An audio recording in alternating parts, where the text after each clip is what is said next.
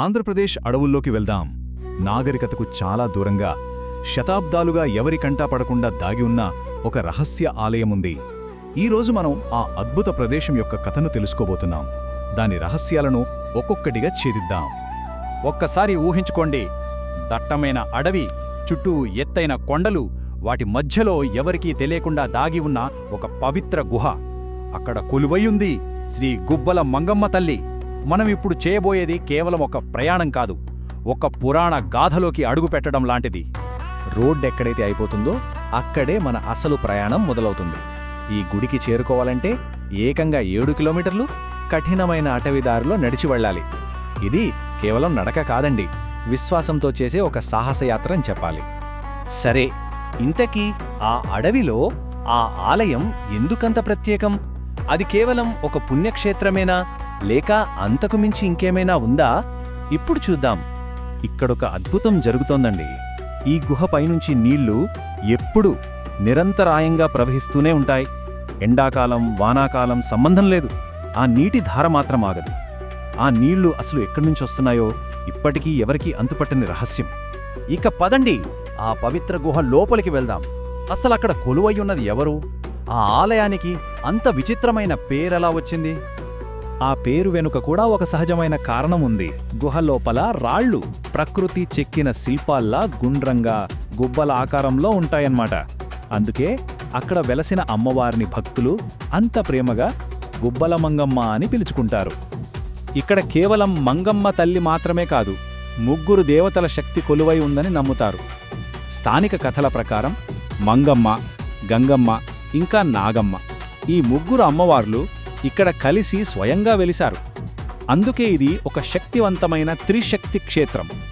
ఈ ఆలయం కథ ఈరోజుది కాదండి, దీని మూలాలు యుగాల నాటివి, మన ఇతిహాసాల పుటల్లో దాగి ఉన్నాయి.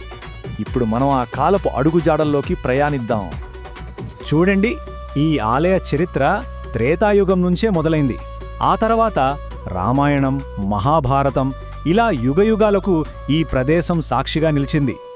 అవును, సాక్షాత్తు శ్రీరాముడు, సీతమ్మ తల్లి, లక్ష్మణుడు వాళ్ల వనవాసంలో భాగంగా ఇక్కడే కొంతకాలం గడిపారనే ఒక బలమైన నమ్మకం. ఇది ఈ క్షేత్రం యొక్క పవిత్రతను మరింత పెంచుతుంది కదూ.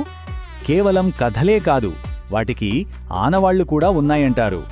గుడి ప్రాంగణంలో ఉన్న 2 మామిడి చెట్లను సాక్షాత్తు రాముడే నాటాడని భక్తులు నమ్ముతారు.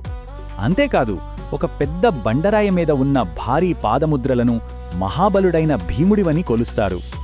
యుగాలు గడిచిపోయాయి, ఆ గొప్ప క్షేత్రం కాలక్రమేణా కనుమరుగైంది.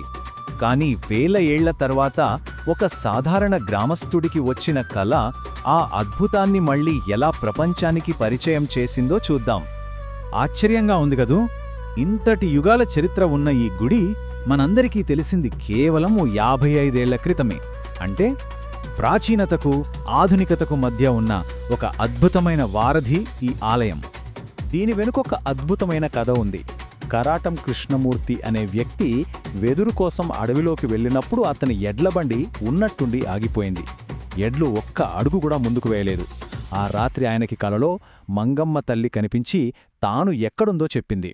తెల్లారగానే కృష్ణమూర్తి గ్రామస్తులతో కలిసి వెళ్లి చూడగా ఆ గుహలో అమ్మవారి విగ్రహం దర్శనమిచ్చింది.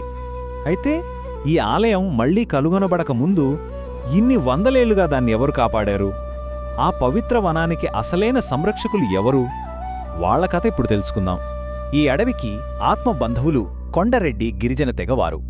వాళ్లు తరతరాలుగా ఈ అడవిని, ఇక్కడి మంగమ్మ తల్లిని కంటికి రెప్పలా కాపాడుకుంటూ వస్తున్నారు. అమ్మవారే వాళ్ల జీవితం, వాళ్ల జీవనాధారం. ఇక్కడొక గొప్ప విషయమేంటంటే, అనాదిగా ఈ అమ్మవారిని పూజిస్తున్నది గిరిజనులే. ఈరోజు కూడా ఆలయ పూజా కార్యక్రమాలను గిరిజన పూజారులే నిర్వహిస్తున్నారు. ఇది వాళ్ల తరతరాల విశ్వాసానికి, సంరక్షణకు ఒక పెద్ద నిదర్శనం. సరే, గతం నుంచి వర్తమానానికి వచ్చేద్దాం.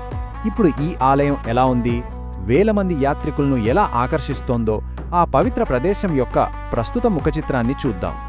ఈ రోజుకి ఆ ఆలయం తన సహజత్వాన్ని అస్సలు కోల్పోలేదు. ఆధునిక నిర్మాణాలు చాలా తక్కువగా, ప్రకృతి సోయగం ఎక్కువగా కనిపిస్తుంది. ఇక్కడికొచ్చే యాత్రికులు అమ్మవారి దర్శనంతో పాటు పక్షుల కిలకిలలు వింటూ, స్వచ్ఛమైన గాలి పీల్చుకుంటూ సేద తిరుగుతారు. ఈ ఆలయం నిజంగా ఒక సజీవ విశ్వాస కేంద్రం. 2 తెలుగు రాష్ట్రాల ప్రజలను కలిపే సరిహద్దులో ఉంది. పిల్లలు లేని దంపతులు ఇక్కడి సంతాన వృక్షానికి మొక్కుకుంటారు. అంతేకాదు, యాత్రికులు స్థానిక కొండరెడ్డి గిరిజనుల దగ్గర అటవీ ఉత్పత్తులు కొని వాళ్ల జీవనోపాధికి కూడా సహాయపడతారు. ఈ ఆలయానికి భక్తులు ఎంతలా వస్తారో చూడండి. ప్రతి ఆదివారం ఆ చిన్న అడవి 3000 మందికి పైగా జనంతో నిండిపోతుంది. అంటే ఆలోచించండి, ప్రజల విశ్వాసం ఏ స్థాయిలో ఉందో. చివరిగా ఒక్క ప్రశ్న. ఇంతకీ ఈ గుబ్బల మంగమ్మ కథ దేవుళ్లదా, ప్రకృతిదా, లేక ఈ రెండింటినీ కలిపి నిలబెట్టిన మానవ నమ్మకానిదా? బహుశా సమాధానం ఈ మూడింటి కలయికేనేమో.